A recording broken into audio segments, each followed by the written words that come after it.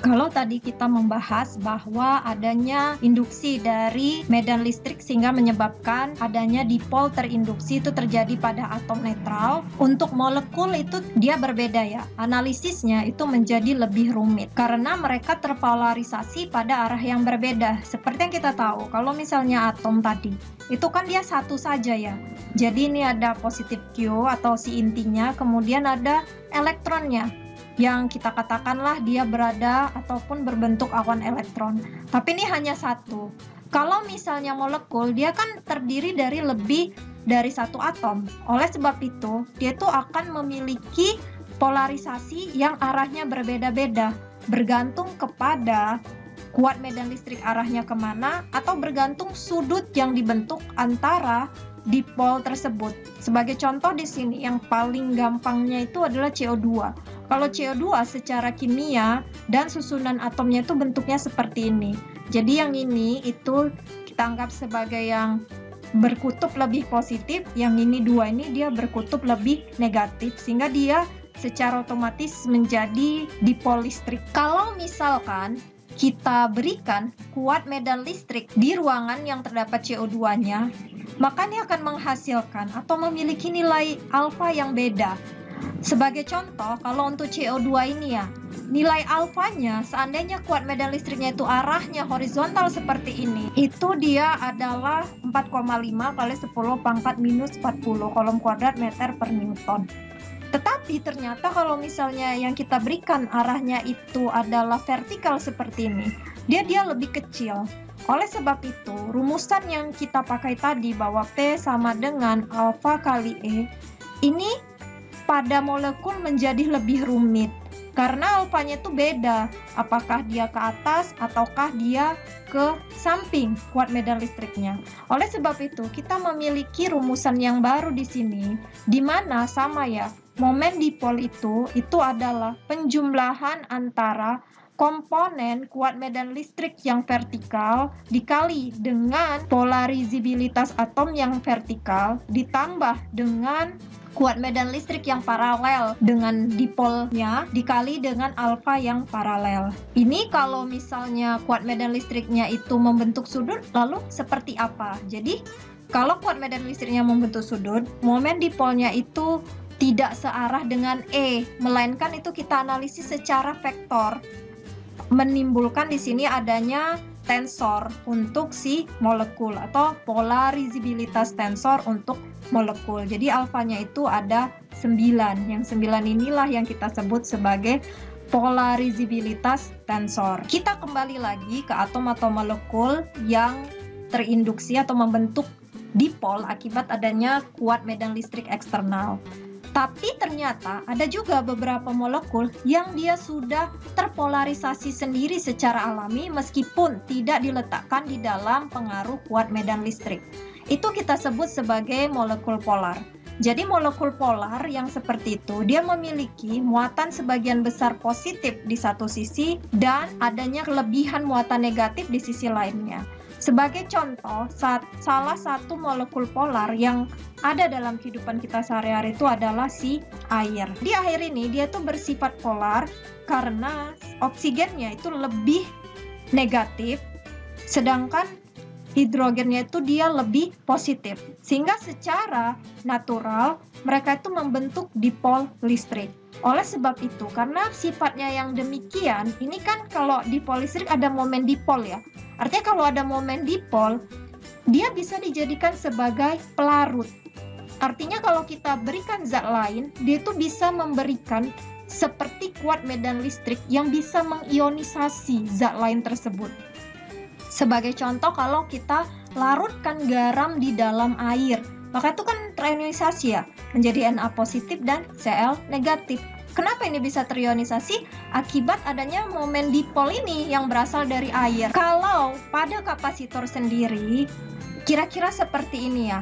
Kalau kita letakkan di elektriknya, bahan di elektrik di antara dua plat kapasitor itu adalah molekul polar, maka ini seperti ini kalau dia sebelum adanya electric field ataupun kuat medan listrik. Tetapi kalau misalnya ini si kapasitornya ini kita beri tegangan, maka akan timbul medan listrik. Karena adanya di sini perbedaan kutub. Ini jadi kutub positif, kutub negatif. Sehingga nanti akan terjadi susunan dipol di dalam kapasitor tersebut. Nah, ini akan kita bahas kemudian. Ini sebagai salah satu contoh saja. Yang intinya kita tuh nanti ujung-ujungnya mau ke sini, mau ke kapasitor. Selanjutnya, kita bahas dulu dari segi si molekul air yang merupakan molekul polar tadi dan bagus sebagai pelarut. Nah, sekarang pertanyaannya adalah bagaimana kalau molekul polar ini kita letakkan di bawah pengaruh kuat medan listrik? Karena dia secara alami kan sudah bersifat polar ya. Nah, ketika kita letakkan dia di dalam kuat medan listrik, seperti halnya pada gambar yang sebelumnya, ini seperti ini, apa yang akan terjadi? Kira-kira seperti itu. Jadi, kalau misalnya kita letakkan di bawah pengaruh kuat medan listrik, di sini ada dua ya. Ada kuat medan listriknya yang dia bersifat homogen, dan ada kuat medan listriknya yang dia bersifat tidak homogen. Kalau kalian ingin lihat penurunan rumusnya, silakan buka buku Griffith-nya. Di sini Ibu akan menjelaskan sekilas saja, karena nanti kita ujung-ujungnya ingin pakai di kapasitor. Tapi kalian harus tahu juga apa yang terjadi pada bahan dielektrik. Misalkan bahan dielektrik tersebut adalah molekul polar yang dijadikan sebagai bahan di antara dua plat kapasitor. Kira-kira seperti ini. Jadi kalau kalian lihat gambarnya, ini kan negatif Q ya. Kemudian ini adalah si H-nya. Kita katakan mereka itu terpisah sejauh si D. Karena memang dipol itu kan pemisahnya itu, jarak pemisahnya itu D ya. D. Kita ambillah tengahnya ini sebagai titik O. Ada kuat medan listrik di sini. Seperti yang Ibu bilang, ini akan tertarik.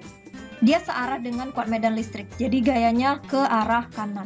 Sedangkan si muatan negatifnya ke arah yang sebaliknya. Di sini sebenarnya ini akan saling menghilangkan ya. Karena besarnya sama, muatannya kan sama. Besarnya sama juga F-nya.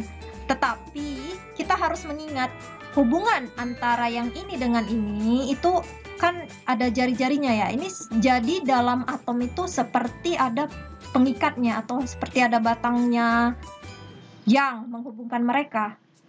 Artinya apa? Artinya akan ada torsi ataupun momen gaya yang harus dipertimbangkan.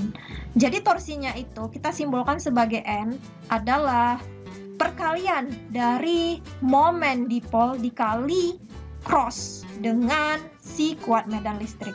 Ini kalau pada E yang homogen. Sedangkan kalau pada E yang tidak homogen, maka rumusannya itu akan beda lagi. Karena kita di sini, kalau dia nggak homogen, artinya gayanya ini itu harus dipertimbangkan juga. Gayanya bisa saja beda-beda pada setiap tempat. Pada setiap jarak ini gayanya beda-beda. Karena dia tidak homogen, nggak bisa digeneralisasi. Jadi kalau untuk yang E tidak homogen, maka di situ N-nya ataupun torsinya itu adalah perkalian cross antara momen dipol dengan kuat medan listrik ditambahkan dengan jarak dari muatan tersebut ke titik O, ataupun ini jarak dari muatan tersebut dimanapun dia berada ke titik originnya atau R dikali dengan F. Ini sendiri merupakan torsi ya, momen gaya yang biasa. Kita bisa ambil suatu kesimpulan. Jadi ketika kita ingin menjawab apa yang terjadi ketika adanya suatu material dielektrik yang ditempatkan pada suatu kuat medan listrik. Kalau misalnya muatan atomnya itu netral atau dia tidak bersifat polar ya, dia secara alami belum membentuk kutub. Itu yang akan terjadi adalah kuat medan listrik yang tidak terlalu besar tadi itu akan menginduksi membentuk si atom tersebut itu memiliki momen dipol yang kecil atau menjadi dipol. Selanjutnya di sini dan arahnya itu searah dengan kuat medan listrik. Tetapi bila materialnya itu adalah berupa molekul polar, maka dia akan mengalami adanya torsi atau momen gaya seperti yang Ibu jelaskan sebelumnya. Yang dia itu bisa menuju ke arah tertentu pada suatu kuat medan listrik. Dan ini gerakannya itu belum komplit. Kenapa? Karena di situ nanti akan ada gerakan yang berasal dari suhu lingkungan dari material tersebut ataupun termalnya, terutama pada suhu yang tinggi. Gerakan-gerakan atau alignment-nya, posisi-posisinya itu sebenarnya itu tidak pernah komplit. Hanya saja kita bisa menganalisis variabel-variabel yang tadi sudah Ibu jelaskan. Kira-kira sampai di sini dulu. Untuk selanjutnya kita akan membahas tentang polarisasi.